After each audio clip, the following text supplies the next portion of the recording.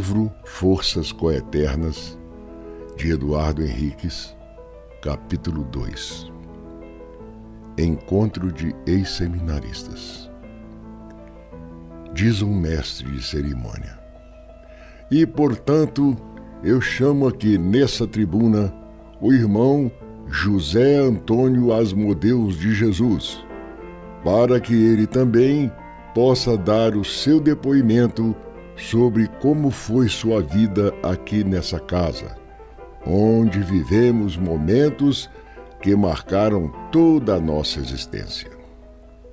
O mestre falava de um pequeno palco, sob uma grande tenda de 100 metros quadrados, no enorme gramado interno do antigo seminário Santo Agostinho, agora um centro pastoral, numa pequena cidade do interior de Minas.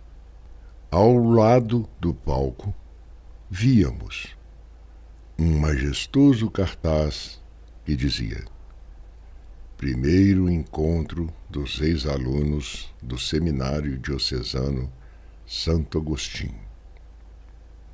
O homem se levantou dentre várias pessoas, todas já idosas, como transparecia em seus cabelos grisalhos ou em cabeças já sem nenhum pelo capilar. Antônio, sob aplausos, assume a tribuna e diz: caros irmãos, ex-seminaristas,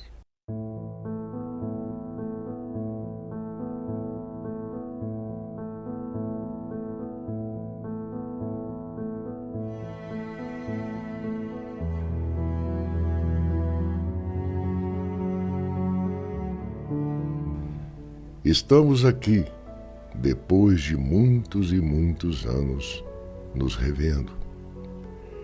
A grande maioria não se vê desde criança. Nesse lugar, iniciamos um ciclo de nossas vidas que jamais esqueceremos. Tenho certeza de que saímos desse seminário católico, mas ele nunca mais saiu de nós. Grande parte dos irmãos que aqui estudaram não receberam a batina do sacerdócio, mas tenho certeza que durante todos esses anos fora daqui, recorríamos a ela nos momentos de dúvida e de dor, como se ela fosse um casulo. Aqui vivíamos, além de trabalho, de horas a fio, de intermináveis estudos das orações e profundas reflexões. Alunos aqui e novamente aprendizes da vida no mundo exterior, conhecemos de uma maneira única na mente, na pele, na carne, nos ossos, na prática, a síndrome do bem e do mal e sua interação com o homem nesses dois mundos distintos.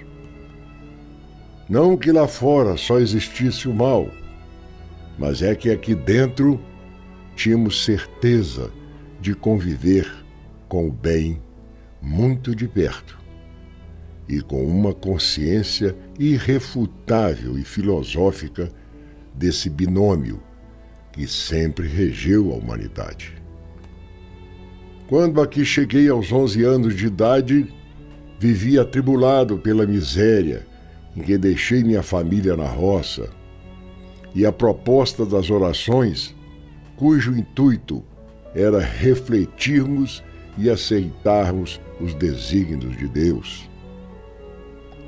Como todos vocês, tivemos aqui momentos de felicidades e angústias, principalmente a falta que sentimos de casa, de nossos familiares e problemas interiores que nos faziam sofrer por vezes.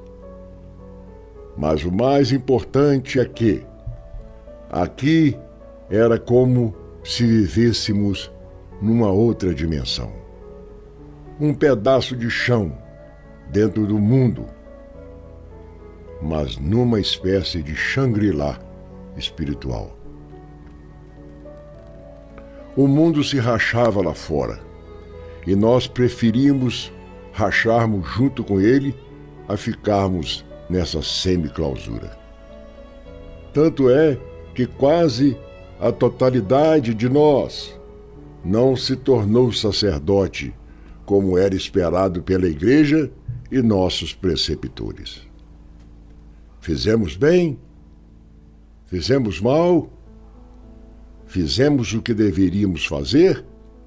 O sim e o não, como resposta, talvez nos levem a justificativas ínfimas diante do conhecimento que temos para dar uma resposta. Mas precisamos espiritualmente de nos darmos essa resposta, pois sempre precisamos de uma delas para seguir em frente.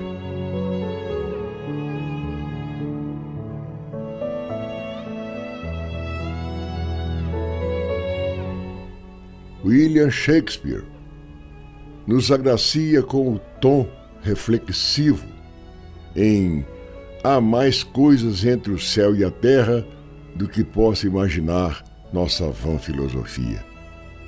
Pois na maioria das vezes somos absolutistas em decisões, mesmo sabendo da relatividade das coisas do mundo. Portanto, temos que seguir o nosso caminho, que vamos pavimentando com verdades lógicas que nos dão um pouco de segurança, mas nos ligam a um universo que não temos capacidade de compreender.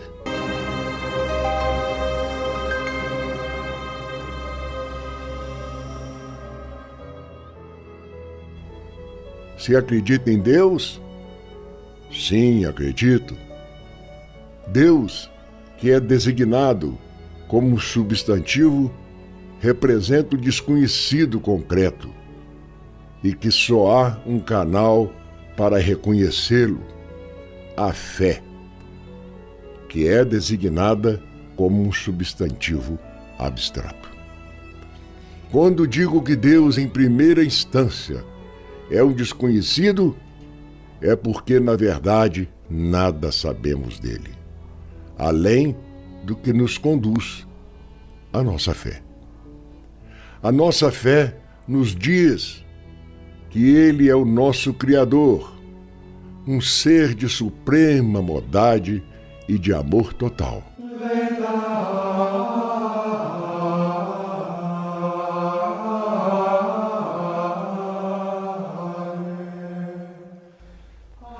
Mas eu não acredito nele pela fé. Não. Acredito em Deus quando penso, quando vejo o universo, não só a Terra, os planetas e satélites, mas a grandiosidade do que chamamos de infinito. Deus, essa palavra que nos passaram desde cedo, é um desconhecido, dada a nossa ínfima capacidade de sequer imaginá-lo.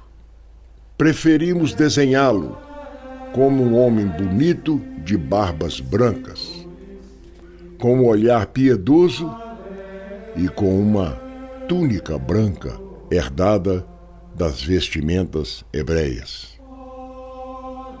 Para resumir, eu tenho fé quando penso nele e me sinto um átomo de um grão de areia. É quando me banho num céu de relatividade e me afasto do absolutismo terrestre. Digo tudo isso para vocês, meus amigos e irmãos seminaristas, para mostrar a todos que esta casa não me formou um católico apostólico romano, ou me levou diferentemente para qualquer outra religião, mas me mostrou um caminho, o do bem. Agradeço a esse seminário pela formação que me deu, pelos nossos mestres, pelos nossos convívios, pelo direito que nos deram de sermos crianças, sem deixarmos de lado o valor do trabalho e da dignidade. E principalmente por ter despertado em mim o valor da reflexão. Fomos privilegiados por estarmos aqui em outros tempos e obtermos tantos ensinamentos e termos argumentos para que no futuro pudéssemos exercer o livre-arbítrio de pensar. Mas é importante salientar que aquela casa era governada por pessoas que, apesar de seguir uma carreira religiosa, eram, antes de tudo, seres humanos. A minha entrada nessa instituição se deu por necessidade de meu pai e minha mãe. E minha temporada aqui e minha vida pós-seminário foi selada depois de um trauma muito grande que sofri quando aqui estava. Hoje posso dizer que aprendi muito e que meu livre-arbítrio me trouxe onde estou. No momento, estou finalizando um livro que escrevi sobre tudo que vivi e vi, e também onde um imaginário filosófico me levou. Vocês, meus irmãos, com certeza serão os primeiros a lê-lo. Podem me cobrar isso. Um forte abraço a todos.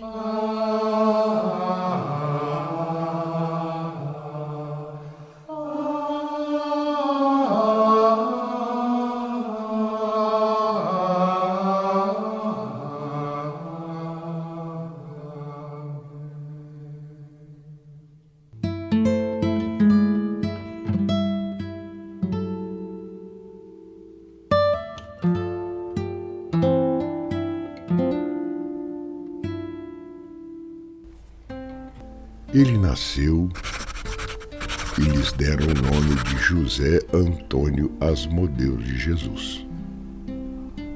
Não se sabe de onde seu pai tirou esse nome, Asmodeus. Conhecendo bem sua avó e presumindo o grau etílico do escrivão, seu pai deve ter falado José Antônio e a seguir um ai meu Deus, para a sogra parar de falar, e o escriba tascou esse nome lá, ou sobrenome, em seus alfarrábios. Hoje se sabe que, pela mitologia grega, Asmodeus é considerado um dos 7 anjos do mal. Abaixo apenas de Lúcifer. E o sobrenome a seguir, Jesus, é de família mesmo. Esses sobrenomes que as famílias humildes criam, pensando numa ajuda dele para uma vida de tanto sofrimento. Mas nessa história, vocês verão que as mãos do escrivão podem ter sido guiadas por uma pena diabólica. Zezinho, o seu apelido desde pequeno, nasceu bem raquítico nas mãos de uma parteira, Dona Jandira, na casa de sua avó.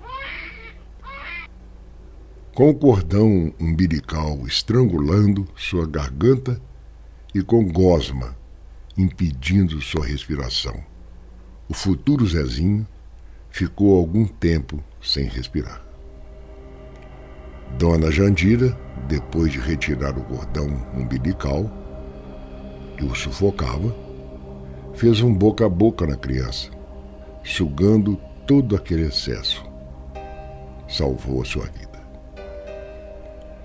Foi algum tempo depois que seu pai, o seu Gerson de Jesus, levantou umas paredes de taipa e barro que chamavam de casa.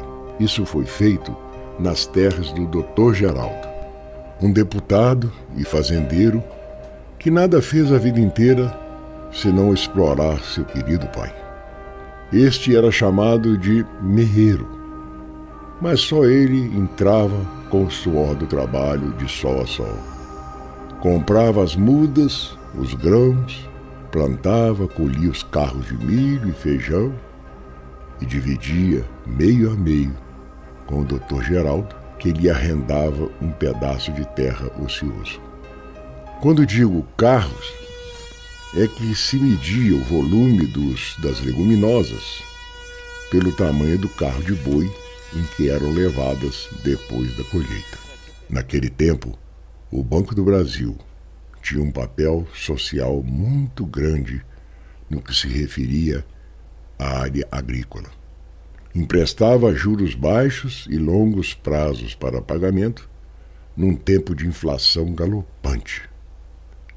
Seu Gerson ia periodicamente ao banco da cidade com a carta de anuência do Dr. Geraldo para pegar esses empréstimos. Um belo dia, quando tinha acabado de conversar com o chefe da carteira agrícola do Banco do Brasil, o seu Lorici, encontrou com o seu Marçalinho. "Olá, Marçalinho", disse seu Gerson. "Então, resolveu vir no banco pegar o empréstimo para sua plantação, né?" "Pois é, Gerson. Não tem outro jeito de plantar e colher sem a ajuda do banco, não é mesmo? Me mandaram procurar um tal de Zé Gerardo, que é um investigador de cadastro. Você sabe quem é?" "Sei, é aquele sentado ali, com aqueles óculos com lente verde garrafa", falou rindo seu Gerson. Seu Marçalinho era um homem muito humilde. Chegou ao banco com uma camisa surrada, calça pega-frango e um chinelo de dedo, com a alça presa por um prego. Com ele estavam Dona Vanilda, sua mulher e seus 5 filhos. Uma escadinha. Zé Geraldo, o investigador de cadastro, era muito mal-humorado e dizem que gostava de tomar umas e outras, o que o fazia chegar para trabalhar ainda meio que de ressaca. Ao chegarem à sua mesa, viram que só tinha uma cadeira. Sentou-se. E sua mulher e os 5 filhos ficaram de pé. Explicou ao funcionário o que queria, no que ele começou a fazer perguntas de praxe. "Nome?", perguntou ele sem nem olhar para a cara do sitiante. "José Marçal da Silva." "Nome da esposa?" "Vanirda da Silva." Zé Geraldo já sabia pela prática que Vanirda era Vanilda. E continuou as perguntas. "Filiação?" "Ô, seu Zé, esse menino aqui que eu tenho, que o senhor está vendo, os meninos bons, viu? Eles me ajudam muito na roça." Alguns risos foram ouvidos dos muitos mutuários que estavam no local. E todos passaram a prestar atenção naquele diálogo. "Eu perguntei filiação. Não é quantos filhos que você tem. Filiação é qual o nome do seu pai e da sua mãe", falou o funcionário já com impaciência. Após o homem dizer sua filiação, ele perguntou novamente: "Qual o seu regime de casamento?" Silêncio total na carteira agrícola. Seu Marçalinho não respondeu. Ficou olhando para Vanilda e para os filhos, todos sem jeito, no que o investigador levantou pela primeira vez a sua cabeça para encarar o sitiante e falou mais alto. O senhor não ouviu a pergunta? Qual o regime de casamento?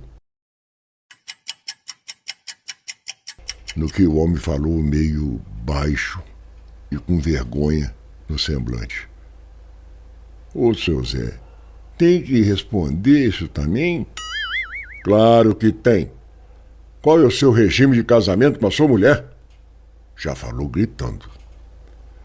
Todos os presentes, clientes, funcionários e até o gerente que botou a cabeça para o lado de fora de sua sala estavam atentos. O homem não se cabia mais no sem jeito. Olhou para um lado, para o outro e levantou meio escondido 3 dedos de sua mão. O investigador não entendeu aquilo e perguntou: o que significa isso? No que seu Marcelinho respondeu totalmente envergonhado: Convarnirda é 3 por semana, não passa disso não, seu Zé. A gargalhada foi geral. Tinha gente que até sentou para rir. O único que não riu foi seu Gerson, que ainda estava ali e, muito pelo contrário, ficou com pena do seu amigo.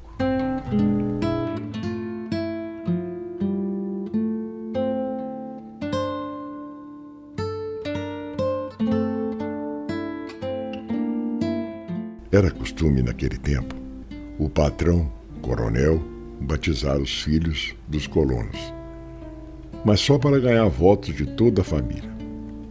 Ajuda que valesse a pena, nenhuma.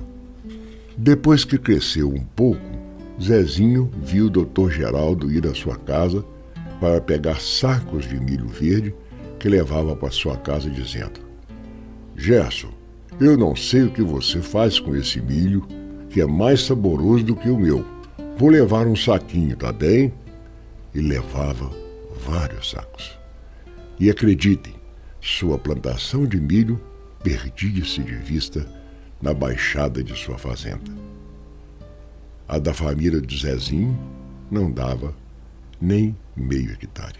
O pai de Zezinho, como foi dito, chamava-se Gerson de Jesus, e sua querida mãe, Maria Isabel de Jesus. O sobrenome Campos de seu avô materno se perdeu na pradaria insana dos escrivães da época.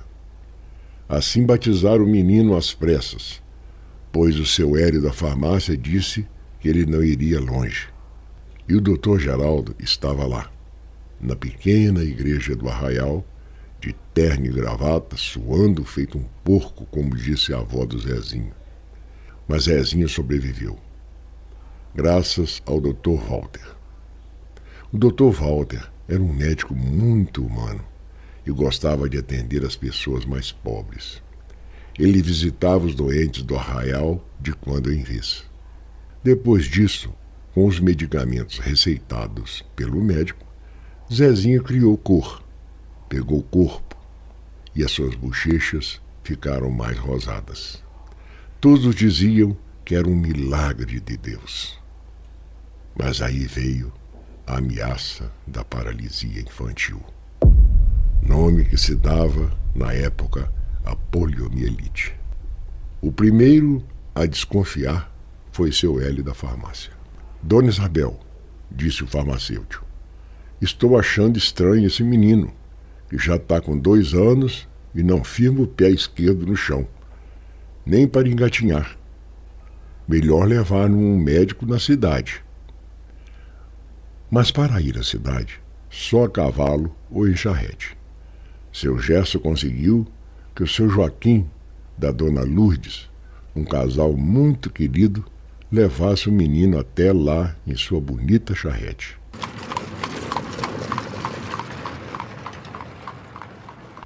Conseguiu uma consulta com o Dr. Hugo, que constatou o fato, mas orientou que levasse o menino o mais rápido possível ao Rio de Janeiro, num especialista.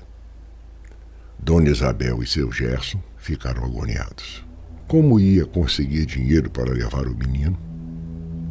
Desesperado, bateram na casa do Dr. Geraldo, que tinha viajado. Com o menino no colo, foram bater na casa do prefeito da cidade, o Dr. Pedro Dutra. Ouviram dizer que ele era um homem muito bom e humano. Os recebeu em sua casa e, enternecido e preocupado com o caso, ligou imediatamente para um médico especialista amigo seu no Rio, marcou uma consulta para o dia seguinte e depois ligou para o ponto de carros de aluguel na Praça Rui Barbosa e solicitou ao seu Valdemar Mazin que fosse buscá-los no Arraial no dia seguinte. No início da madrugada, partiram rumo à capital.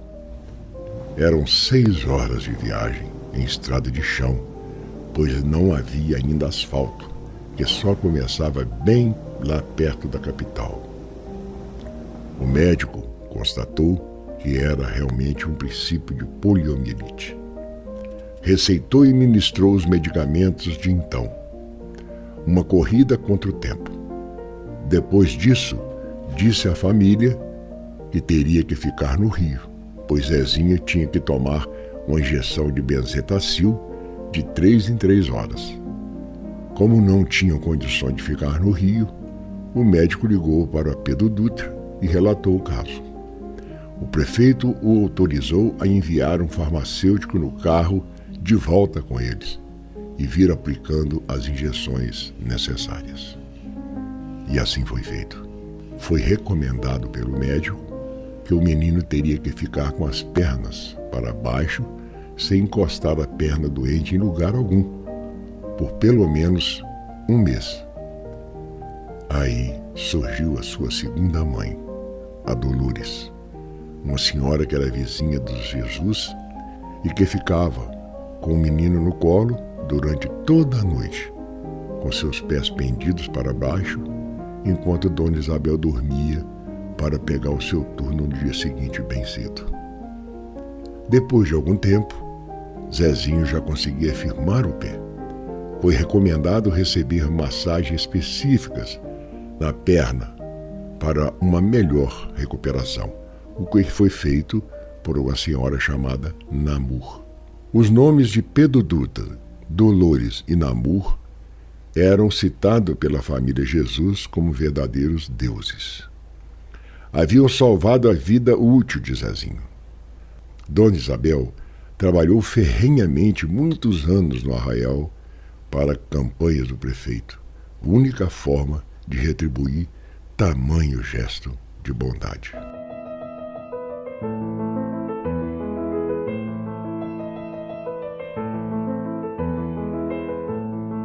Esse é o fim do 2º capítulo. Locução, edição e montagem, Eduardo Henriques.